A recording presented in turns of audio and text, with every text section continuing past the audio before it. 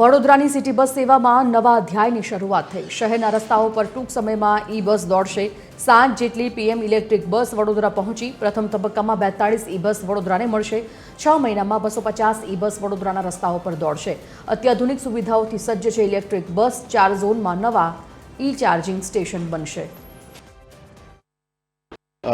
આ ભારત સરકારના PM e બસ scheme અંતર્ગત વડોદરામાં અમારી ફર્સ્ટ ફેઝમાં 40 બસીસ જે આવવાનું શરૂ થઈ ગયું છે।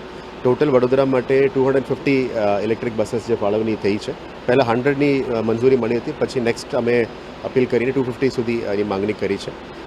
ધીરે ધીરે પીએમ ઈ બસ સેવામાં અત્યારે બસીસ આવ્યા પછી એમની ચાર્જિંગ સ્ટેશનમાં ચાર્જિંગ ઇન્ફ્રાસ્ટ્રક્ચરનું ચાર્જિંગ, સાથે સાથ એમની ડ્રાઈવર્સ આ બધા ટીમનું ટ્રેનિંગ, કેવી રીતે પબ્લિક સાથે બિહેવ કરવાનું, આ બધું ટ્રેનિંગ હજી બાકી છે, ટ્રેનિંગ કરીશું।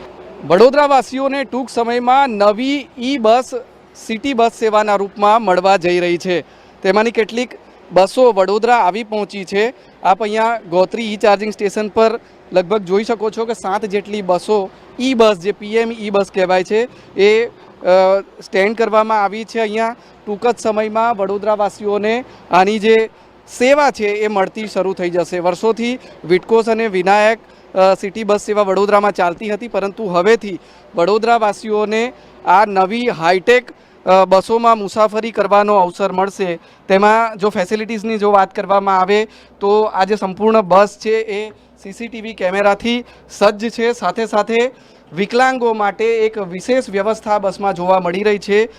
એક હાઇડ્રોલિક વ્હીલચેર આમાં છે, એટલે વિકલાંગને બસમાં ચઢવું હશે અથવા ઉતરવું હશે તો આ જે હાઇડ્રોલિક વ્હીલચેર છે બહારની સાઈડ નીકળશે અને ત્યારબાદ વિકલાંગ જે મુસાફર છે તેનો ઉપયોગ કરી શકશે।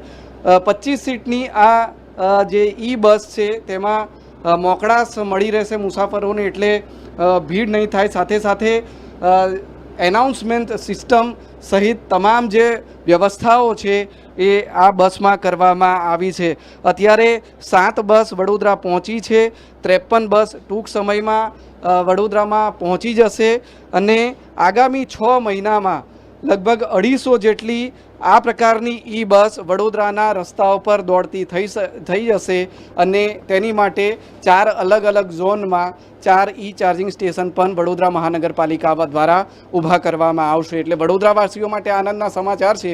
ટૂંક સમયમાં વડોદરાવાસીઓને આ સેન્ટ્રલી એસી ઈ બસમાં મુસાફરી કરવાનો અવસર પ્રાપ્ત થશે। કેમેરામેન જિગ્નેશ સોલંકી સાથે અમિત ઠાકોર, TV13 વડોદરા।